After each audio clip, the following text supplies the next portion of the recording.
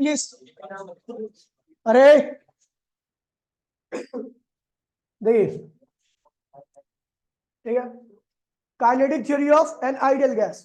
ठीक है, आप देखिए आइडियल गैस तो कुछ होता ही नहीं है, तो जो भी हमें डील करना है वो रियल गैस के लिए करना है। इसके लिए करना है, और रियल गैस को अगर आइडियल गैस की तरह डील करना चाहते हो तो आपको कुछ एजम्पशन लेनी पड़ेगी। ठीक है, तो वो एजम्पशन ये है जो आपको याद रखनी है। पहली एजम्पशन क्या है, लिखा हुआ है all the gases consist of an molecule. सारी गैस किससे मिलकर बनी होती है? मॉलिक्यूल से। द मॉलिक्यूल्स आर रिजिड, वो क्या होते हैं? रिजिड होते हैं, मतलब उसकी शेप को आप चेंज नहीं कर सकते। इलास्टिक स्फीयर, इलास्टिक स्फीयर मतलब क्या होता है भैया? अपनी शेप को अगर मान लो वो चेंज भी कर लेते हैं तो वो रिगेन भी कर लेंगे। क्या करेंगे? उनकी शेप में कोई चेंज कभी, जिसकी शेप में कभी कोई चेंज नहीं आता वो कैसा होता है? इलास्टिक होता है। क्या होता है? इलास्टिक होता है। तो वो क्या होता है भैया? आइडेंटिकल होते हैं। मॉलिक्यूल जो होते हैं कैसे होते हैं? रिजिड होते हैं, मतलब उनकी शेप को चेंज नहीं किया जा सकता। इलास्टिक होते हैं, इलास्टिक मतलब कि अपनी शेप को क्या करते हैं? रिगेन कर लेते हैं। ठीक है, अपनी शेप को क्या करते हैं? रिगेन कर लेते हैं। और वो सभी तरीके से, वो सभी तरीके से एक दूसरे के क्या होते हैं? आइडेंटिकल होते हैं। मतलब अगर मान लीजिए एक कंटेनर के अंदर एक गैस भरी पड़ी है तो उसके सारे मॉलिक्यूल क्या होंगे? एक जैसे ही होंगे। सारे मॉलिक्यूल क्या होंगे? स्फेरिकल होंगे। सब क्या होंगे? इलास्टिक होंगे। मतलब अगर मान लीजिए शेप चेंज भी होती है तो अपनी शेप को तुरंत की तुरंत क्या करेंगे? रीगेन कर लेंगे। ठीक है, पहली एजम्पशन होगी। दूसरा कह रहा है the size of molecules is negligible. आपको मैंने बताया कि भैया जो रियल गैस होती है अगर उसको आइडियल गैस की तरह रखना है तो उस रियल गैस का साइज क्या होना चाहिए? बहुत छोटा होना चाहिए, ताकि उनके बीच की जो दूरी है उनके साइज से क्या हो? बहुत बड़ी हो, उनके बीच में किसी प्रकार का इंटरेक्शन ना हो पाए। पोटेंशियल एनर्जी क्या रहे? जीरो। ठीक है, देखो compared with the average distance between the molecule, molecule के बीच का जो डिस्टेंस है वो उनके साइज से क्या होना चाहिए? बहुत बड़ा होना चाहिए। समझ के, कोई कंपैरिजन नहीं होगा इनमें, साइज में और उनके बीच की दूरी में। अगला देखिए, तीसरा कह रहे हैं the molecules are in the state of continuous random motion. Molecule किसमें होनी चाहिए? लगातार मोशन करते रहना चाहिए। और वो मोशन कैसी होनी, कैसी होती है? रैंडम होनी चाहिए। रैंडम मतलब कि किसी भी डायरेक्शन में कोई भी मॉलिक्यूल जा सकता है। ठीक है, कह रहा मूविंग इन ऑल डायरेक्शन, सभी डायरेक्शन में चल सकता है विद ऑल पॉसिबल वेलोसिटी। ठीक है, उसके पास हर तरह की वेलोसिटी, मतलब एक्स के लॉन्ग भी होगी, वाई के लॉन्ग भी होगी, जेड के लॉन्ग भी होगी। ठीक है, अगला क्या कह रहा है? During the random motion, random motion के दौरान में मॉलिक्यूल आपस में क्या करेंगे? टकराएंगे। क्या करेंगे? टकराएंगे। और साथ साथ में जिस कंटेनर के अंदर रखे गए उस पे भी क्या होंगे? टकराएंगे। और जब कंटेनर की वॉल से टकराएंगे तो कंटेनर की वॉल पे क्या लगाएंगे? फोर्स। और जब अगर किसी बॉडी के ऊपर फोर्स लगता है, किसी भी चीज के ऊपर फोर्स लगता है तो फोर्स पर यूनिट एरिया क्या कहलाता है? प्रेशर। क्या कहलाता है? समझ गया? वही लिखा हुआ है the molecules collide with one another and with the wall of container vessel during the collision their velocities change in the magnitude and direction। collision के दौरान में उनकी velocity क्या होती है? मैग्नीट्यूड और डायरेक्शन वाइज क्या होती है? थोड़ी बहुत चेंज है। ठीक है भैया, आगे क्या कह रहा है? देखिए लिखा हुआ है the collision are perfectly elastic. क्या है भैया? देखिए परफेक्टली इलास्टिक कोलिजन वो होता है जिसमें काइनेटिक एनर्जी का लॉस नहीं होता। इनिशियल काइनेटिक बराबर में फाइनल काइनेटिक, काइनेटिक किसी प्रकार के लॉस नहीं होता। ठीक है, there are no force of attraction, इनके बीच में किसी प्रकार का फोर्स ऑफ अट्रैक्शन, उसकी वजह से पोटेंशियल एनर्जी क्या होगी? जीरो। और जब पोटेंशियल एनर्जी जीरो होगी तो जो भी इनके पास टोटल एनर्जी होगी किसके बराबर आएगी? काइनेटिक के बराबर। तो यहाँ पे लिखा हुआ है सारी की सारी एनर्जी किसके बराबर होगी? काइनेटिक। यहाँ पे लिखा हुआ between two collision, between of a molecule moves in the straight line. कह रहा है ये कोलिजन हुआ, ये दोनों कोलिजन हुए, इन दोनों का टकराव हुआ आपस में, और टकराव के बाद क्या होगा? ये ऐसे ऐसे मतलब सीधा सीधा निकल जाएंगे किसी भी डायरेक्शन में, लेकिन सीधा स्ट्रेट निकल जाएंगे। ऐसे नहीं कि टेढ़े निकल जाए, ऐसे चला जाए, ऐसे ऐसे ऐसे ऐसे नहीं जाएगा। कैसे आएगा? सीधा सीधा। समझ गए?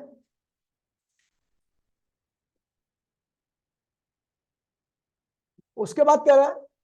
सातवीं एजम्पशन कह रहा है कोलिजन इज ऑलमोस्ट इंस्टेंटेनियस। मतलब समझे?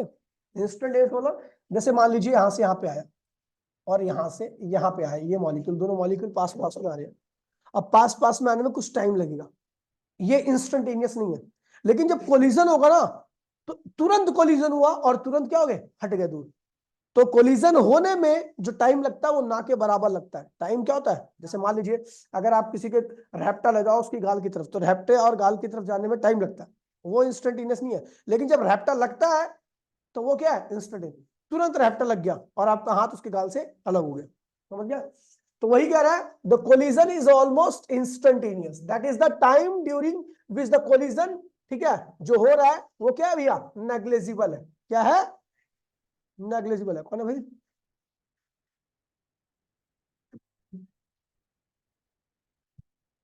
ठीक है। देखिए भैया, एक और है, अभी देखिए, बंद करिए से, बाहर भागा इनको, ठीक है। यहां पे लिखा हुआ है, in spite of the collision, molecular collision, the density of remain, देखिए भैया जब कोलिजन हो, मान लीजिए, सुन लीजिए, कंटेनर के अंदर कौन क्या भरी पड़ी है, गैस, क्या भरी पड़ी है, और गैस के मॉलिक्यूल लगातार क्या कर रहे हैं, मूव कर रहे हैं, कुछ यहां जा रहे हैं, कुछ यहां आ रहे हैं, कुछ ऊपर जा रहे हैं। कह रहा है इनके जाने आने से कोई फर्क नहीं पड़ता, डेंसिटी हर जगह पर क्या होगी, सेम होगी।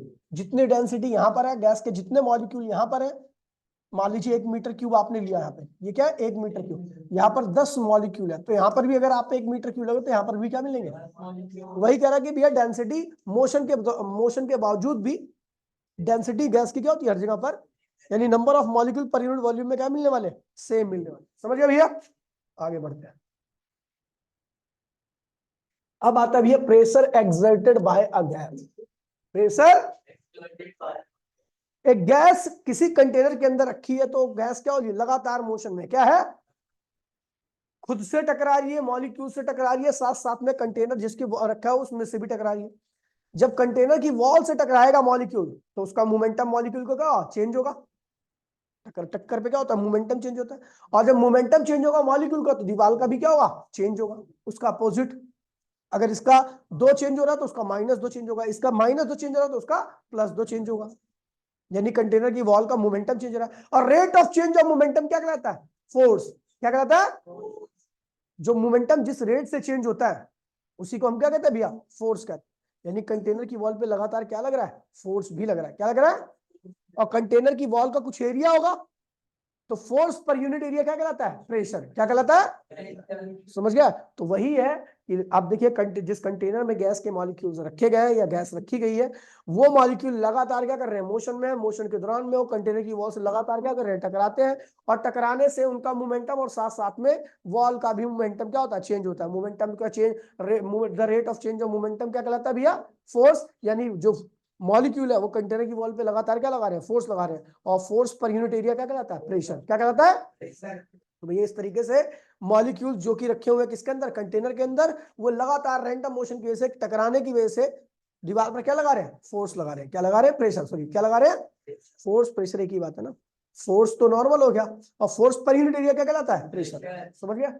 तो यही लिखा हुआ है, यही लिखा हुआ है, according to kinetic theory of gas, molecules of a gas क्या है, लगातार रैंडम मोशन में रहते हैं और वो लगातार एक दूसरे से टकराते हैं और साथ साथ में कंटेनर की वॉल से भी टकराते हैं। जब मॉलिक्यूल कंटेनर की वॉल से टकराते हैं और वो रिटर्न करते हैं तो इस दौरान में उनका मोमेंटम क्या होता है भैया, चेंज होता है। जितना उनका चेंज होता है उतना ही क्या होता है, वॉल का भी चेंज होता है। ठीक है भैया।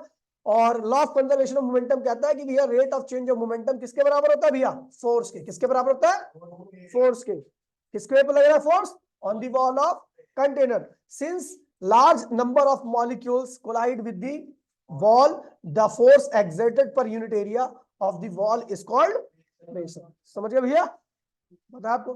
नीचे आते हैं, अब डेरिवेशन है इसकी, और इसकी डेरिवेशन आपके बुक की सबसे बड़ी डेरिवेशन है। ठीक है, इससे बड़ी कोई भी डेरिवेशन नहीं है आपकी बुक में, एक सिंगल डेरिवेशन है और इससे बड़ी कोई डेरिवेशन नहीं। आसान है, मैं मेरे तरीके से करूँगा तो आसान है, वरना बुक वगैरह से देखोगे तो शायद ना भी समझ में आए। ठीक है, देखिए पुराने कंसेप्ट का इस्तेमाल करते हुए डेरिवेशन की गई है। ये कंटेनर है, क्या है ये, कंटेनर है, expression of pressure exerted by gas on the wall of container जिसके अंदर रखी गई। एक मॉलिक्यूल है, ये रहा मॉलिक्यूल, इसके पास वेलोसिटी कितनी है, v। कितनी है, अब मैंने बताया था ये वेलोसिटी हर पॉसिबल डायरेक्शन में होगी। कितनी डायरेक्शन होती है पॉसिबल? 3, x Y Z. तो इस वेलोसिटी का एक कंपोनेंट एक्स का कंपोनेंट क्या है? ये रहा। वाई का कंपोनेंट क्या है इस वेलोसिटी का? ये रहा। और जेड का कंपोनेंट क्या है? कोई दिक्कत तो नहीं भैया? ये लिखा हुआ है v इक्वल्स टू एक्स का लॉन्ग जो है, y का लॉन्ग जो है, मतलब एक वेलोसिटी है जो 3D में है, उस 3D के 3 कंपोनेंट होंगे x, y और z। अच्छा ये v क्या होगा? किसके बराबर होगा आपको पता है? v x i cap, v y j cap, v z k cap. समझ गया? ये जो वेलोसिटी है उसकी वैल्यू इतनी, अगर इसका मैग्नीट्यूड निकालूं तो क्या होगा? मैग्नीट्यूड याद है आपको वेक्टर का निकालते हैं? तो v इक्वल्स टू में under root v x square plus v z square. ठीक है, स्क्वायरिंग बोथ साइड, तो क्या होगा? वी स्क्वायर इक्वल्स टू क्या होगा? V x square plus v y square plus v z square. समझ गए भैया? ये ध्यान रखना। आगे बढ़ते हैं। अच्छा हाँ, ये कंटेनर जो है, ये कंटेनर की ऊंचाई कितनी है? h, चौड़ाई कितनी है? b, और लंबाई कितनी है? और किसके नाम रखा हुआ है? x, y और z के नाम। समझ गए? मतलब इसके जो कंटेनर है उसकी जो सारी साइड्स है वो कोऑर्डिनेट एक्सिस के क्या है? पैरेलल है। किसके है? पैरेलल। अब देखिए n क्या है? Number of molecule. m क्या है? सिंगल मॉलिक्यूल का मास। l क्या है? b क्या है? h क्या है? आपको पता है जो v वेक्टर है किसके बराबर होगा? V y v z. अच्छा इसका मैग्नीट्यूड क्या होगा? v squaring. देखिए अब ये हो गया v इक्वल्स टू में under root v x square plus v square. Squaring both side, तो v स्क्वायर की वैल्यू होगी वी एक्स स्क्वायर प्लस ये हो गया आपकी फर्स्ट इक्वेशन। इससे ध्यान रखना। ठीक है भैया? अभी आगे बढ़ते हैं। क्या रहा है? अब देखिए मैं केवल x की बात करूंगा, बाद में y और z वैसे ही निकाल दूंगा। ठीक है, तो मैं ले रहा हूं अलोंग एक्स एक्सिस। जब मॉलिक्यूल जा रहा था तो कितना मोमेंटम था? mvx। क्या है? मोमेंटम अलोंग एक्स एक्सिस क्या होगा? mvx। क्या होगा? Due to collision change in momentum of molecule. क्या भैया? तो चेंज इन मोमेंटम कैसे निकलते हैं? फाइनल माइनस, अगर जाने वाला मोमेंटम पॉजिटिव था तो आने वाला मोमेंटम क्या होगा? रीजन क्या है? क्योंकि मोमेंटम एक वेक्टर क्वांटिटी होता है, अगर एक चीज पॉजिटिव है तो दूसरी अपोजिट वाली क्या होगी? फाइनल मोमेंटम क्या होगा? नेगेटिव होगा, क्योंकि जाने वाला क्या देखिए माइनस ये फॉर्मूले का ये रहा, और जो जाने वाला था वो क्या था? पॉजिटिव। जाने वाला पॉजिटिव था, आने वाला नेगेटिव था, ये फॉर्मूले का माइनस है। अच्छा माइनस mvx, और यहां पर भी क्या होगा? Minus mvx। क्या होगा? ये किसका चेंज हुआ है मोमेंटम? मॉलिक्यूल का। किसका चेंज हुआ है? तो वॉल का कितना चेंज होगा? +2mvx। क्या होगा? इक्वल अपोजिट चेंज होता है ना। आगे बढ़ो। अब ध्यान दीजिए भैया यहां पर थोड़ी सी कह रहा है time in between two consecutive collision. दो कोलिजन के बीच का टाइम। देखिए भैया आपका कंटेनर इस तरीके का है ना?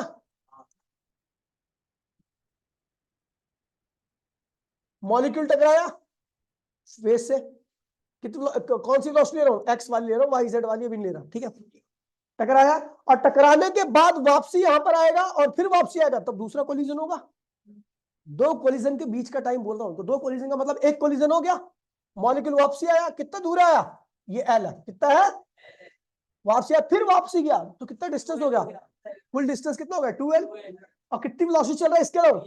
vx से, x के अलावा चल रहा है तो vx। ठीक है, तो भैया ध्यान रखना कि दो कंसेक्यूटिव कोलिजन का मतलब है एक कोलिजन फिर वापसी आया फिर वापसी गया, तो दूसरा कोलिजन। दो कोलिजन के बीच का टाइम, तो कितना कोलिजन के बीच का टाइम? टाइम क्या होता है? टाइम यहाँ पे देखिए टाइम क्या होता है? डिस्टेंस अपॉन में कितना डिस्टेंस ट्रेवल किया। एक कोलिजन और दूसरे कोलिजन के बीच में कुल कितना डिस्टेंस ट्रेवल किया? 12। क्लियर है? क्योंकि एक बार आया था, एक बार टकराया, फिर यहाँ पे आया, फिर वापसी आया, तो ये तो एल है ना, वापसी के तो 12। और कितनी स्पीड से कर रहा है वो? तो इतने टाइम बाद वो क्या हुआ? दूसरा कोलिजन उसने कर लिया। ठीक है, अब देखिए force exerted by molecules on the wall of container. Force क्या होता है? चेंज इन मोमेंटम अपॉन में टाइम। तो चेंज इन मोमेंटम क्या रखा भैया? आपको पता ही है 2mvx। ये रहा चेंज इन मोमेंटम। कितना रखा भैया? 2mvx। और टाइम कितना लगा? 2 से 2 क्या हुआ? क्या आ गया? किसके अलावा फोर्स लग रहा है? एक्स के अलावा। किसके अलावा फोर्स लग रहा है? एक्स के अलावा। कोई दिक्कत तो नहीं है? ये एक मॉलिक्यूल की वजह से कंटेनर की वॉल पर लग रहा है फोर्स, ये एक मॉलिक्यूल की वजह से अब देखिए भैया, अब आएगा असली मंजर। तो भैया प्रेशर कितना लगेगा, ये तो फोर्स हो गया ना, प्रेशर क्या होता है, फोर्स अपॉन में एरिया। तो भैया so the pressure exerted by single molecule on the wall of container in single, एक कोलिजन में एक मॉलिक्यूल कंटेनर की वॉल पे कितना फोर्स लगा रहा है, प्रेशर लगा रहा है, तो प्रेशर क्या होगा, एक्स के लॉन्ग ले लो, तो फोर्स एक्स के लॉन्ग अपॉन में एरिया, फोर्स कितना लग रहा था, एम बी एक्स अपॉन में एल। और एरिया क्या है भैया, जिस फेस पे, देखिए भैया जिस फेस से टकराया था, आपको याद है इस वाले फेस से टकराया था, इसकी लंबाई क्या थी, नहीं चौड़ाई थी बी और ऊंचाई थी एच, तो इसका एरिया क्या होगा, ए इंटू में एच, सॉरी बी इंटू में एच होगा। अब जिस फेस से टकरा रहा है उसके डायमेंशन हमें पता है, चौड़ाई बी ऊंचाई एच, तो एरिया क्या होगा बी एच। ठीक है भैया, तो वही मैंने कहा भैया जिस कंटेनर पे जिस पे टकराया था उसका एरिया क्या होगा बी एच, क्या होगा, कितना फोर्स लग रहा है, इतना एक मॉलिक्यूल लगा रहा है, तो भैया एल नीचे आया, तो ये हो गया एल बी एच, क्या होता है वॉल्यूम, किसका वॉल्यूम, जिस कंटेनर में रखा है, तो भैया यहाँ पे लिख दिया वॉल्यूम, वी क्या है वॉल्यूम ऑफ कंटेनर, कोई दिक्कत तो नहीं है। ये एक मॉलिक्यूल की वजह से उस वॉल पर जो लगा हुआ प्रेशर है वो इतना है, समझ गया। अपने पास कितने मॉलिक्यूल है, अच्छा चलो छोड़ो, पहले वो छोड़ो, पहले यहाँ पे देखो, मुझे पता है एक्स के लॉन्ग, देखिए ये तो एक्स के लॉन्ग का प्रेशर आ गया, बोलो हाँ, m b x square upon में वॉल्यूम, वाई के लॉन्ग कितना होगा, m b y square upon में वाई एक्स ले तो, और जेड के लॉन्ग क्या होगा, प्रेशर कैसी क्वांटिटी है, स्केलर क्वांटिटी है। और एक बात तो और ध्यान में रखना कि जब भी मैं इलेक्ट्रॉन की वेलोसिटी पूछूं तो इलेक्ट्रॉन अकेला होता है क्या, बहुत सारे इलेक्ट्रॉन होते हैं, तो आप किसकी वेलोसिटी बताओगे, सब इलेक्ट्रॉन की वेलोसिटी तो आप बता नहीं सकते। तो इसलिए आप इन केसेस में जहां पर इलेक्ट्रॉन मॉलिक्यूल एटम्स की बात की जाती है और वहां पर कोई एक पर्टिकुलर टर्म पूछी जाती है, तो हमेशा उसका क्या निकालते हो, एवरेज, क्या निकालते हो, सबकी वेलोसिटी का एवरेज निकाल लो, जो एवरेज आएगा वही क्या होगी, इलेक्ट्रॉन्स की वेलोसिटी होगी। जब भी मैं इलेक्ट्रॉन की वेलोसिटी बोलूंगा तो क्या सोचोगे, एवरेज बोलना, मॉलिक्यूल की वेलोसिटी बोलूंगा तो क्या बोलोगे, रिलैक्सेशन टाइम पूछ रहा तो इसका मतलब क्या बोलोगे, एवरेज। जो भी इन केसेस में मॉलिक्यूल एटम वगैरह जो भी होते हैं, इन केसेस में जो भी निकाला जाता है हमेशा क्या निकालता है, एवरेज। अब मैं बोल रहा हूँ प्रेशर, क्या बोल रहा हूँ, तो हर मॉलिक्यूल का प्रेशर क्या होगा, अलग अलग होगा, तो हम क्या निकालेंगे यहाँ पर एवरेज। तो मैंने बोला एक्स के लॉन्ग इतना प्रेशर लग रहा है, वाई के लॉन्ग इतना, और जेड के लॉन्ग क्या लग रहा है इतना। तो अपने को प्रेशर बताना है, एक वैल्यू क्या बतानी है, एक वैल्यू बताने के लिए हम क्या निकालेंगे, एवरेज प्रेशर, यानी एक्स का प्रेशर, वाई का प्रेशर, और ये एक मॉलिक्यूल की बात कर रहा हूं, ठीक है, और डिवाइड बाय 3, हमें पता है उसका प्रेशर एक्स वाई जेड तीनों में, तो एवरेज प्रेशर क्या होगा, ठीक है। तो एक्स के लॉन्ग का प्रेशर, वाई के लॉन्ग का प्रेशर, जेड के लॉन्ग का प्रेशर डिवाइड बाय 3। अब यहाँ पे कॉमन क्या रहा है, एम वी कॉमन आ रहा है, एम वी बाहर निकाल लो, 3 ये लगा दो, अंदर क्या हो जाएगा v x square plus v, अभी पीछे ही मैंने बताया था फ्रॉम फर्स्ट इक्वेशन, इसकी वैल्यू क्या होती है वी स्क्वायर, याद है, वी स्क्वायर इक्वल्स में वी एक्स स्क्वायर प्लस, यही था, तो ये हो गया हमारा वी, और ये जो एवरेज प्रेशर था उसको मैंने क्या लिखा है पी, प्रेशर आ गया इतना, ये एक मॉलिक्यूल का प्रेशर है, ये क्या है, अपने पास कुल कितने मॉलिक्यूल है, एन मॉलिक्यूल है, क्या है, तो then pressure exerted by N, तो भैया अपन ने क्या किया, एन से मल्टीप्लाई कर दिया, क्या कर दिया, देखो भैया 1/3 m v upon v square, एक का था, एन से मल्टीप्लाई कर दिया क्या हुआ, एन मॉलिक्यूल का, ये एक मॉलिक्यूल का मास है, ये नंबर ऑफ मॉलिक्यूल है, एक मॉलिक्यूल का मास गुणे में नंबर ऑफ मॉलिक्यूल क्या होगा, capital M, total mass of जो कंटेनर के अंदर कुल गैस है उसका मास आ गया, कोई दिक्कत तो नहीं है। अच्छा इसकी वैल्यू को मैंने क्या ले लिया, स्मॉल एम इंटू में कैपिटल एम को क्या ले लिया, कैपिटल एम अपॉन में वी, मास अपॉन में वॉल्यूम, टोटल मास अपॉन में टोटल वॉल्यूम क्या होता है, डेंसिटी, क्या होता है, ये है आपके प्रेशर की एक्सप्रेशन जो एक कंटेनर की वॉल पर लगता है, ठीक है भैया। 1/3 रो वी स्क्वायर, 1/3 नंबर है, रो क्या है डेंसिटी ऑफ गैस है, और वी क्या है वेलोसिटी है, सुअर वॉल्यूम नहीं है, वेलोसिटी वाला है, वॉल्यूम को मैं ऐसे लिख रहा हूँ, वॉल्यूम ही है, हो गया भाई, yes.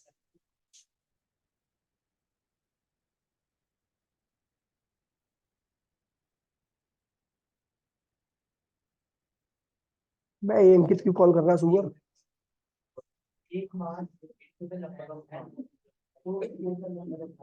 हो गया,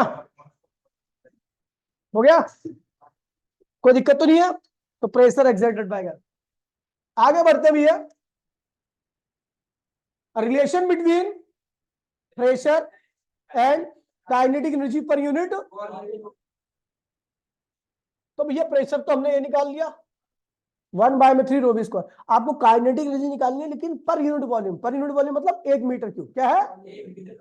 देखिए सुन लीजिए, एक तो होती है काइनेटिक एनर्जी जो कि क्या होती है, ½ mv स्क्वायर होती है। ये m मास के लिए एनर्जी है, कितनी है? लेकिन आपको पर यूनिट वॉल्यूम का निकालना है। पर यूनिट वॉल्यूम के जो मास होता है उसको हम क्या कहते हैं? डेंसिटी। क्या कहते हैं उसे? तो आपने प्रेशर निकाल लिया, बोलो हाँ। काइनेटिक क्या होता है और मास क्या होता है? वॉल्यूम इनटू में। आपको कितनी वॉल्यूम के लिए निकालनी है? एक के लिए। पर मतलब क्या होता है? एक। हमने वॉल्यूम क्या ले लिया? पी क्यू लिया ये, ठीक है। वॉल्यूम क्या है? 1 मीटर क्यूब। तो भैया यहाँ पर रखो 1 मीटर क्यूब, तो क्या आएगा? ये देखिए क्या लिख दिया नहीं? अच्छा हाँ, के क्या है? Kinetic energy per unit volume है। तो हमने क्या होगा, हाफ, यहाँ पर 1 रखोगे तो क्या होगा? रो वी स्क्वायर। ये क्या होगी? Kinetic energy per unit. और ये क्या होगा? प्रेशर। अब दोनों में डिवाइड कर दो, ऑन डिवाइडिंग फर्स्ट बाय। भैया जब हमने डिवाइड किया तो भाई क्या आ गया? Pressure divide by kinetic. ये क्या था? 1/3 ρv स्क्वायर, ये 1/2 ρv, ये और ये क्या कैंसिल हो गया, तो आपका ये आ गया। ठीक है भैया, तो ये था पूरा का पूरा। नॉर्मल क्लास में 1.5 घंटा लगा था। और भैया कल से क्लास दो बैच होंगे, एक मॉर्निंग में और एक इवनिंग में। किसी में भी आप आ सकते हो, ठीक है, दोनों में सेम होगा। ठीक है, आज के लिए इतना ही, मिलता है अगली क्लास में। टाटा, नहीं है। टाटा बाय बाय, जय हिंद, जय भारत।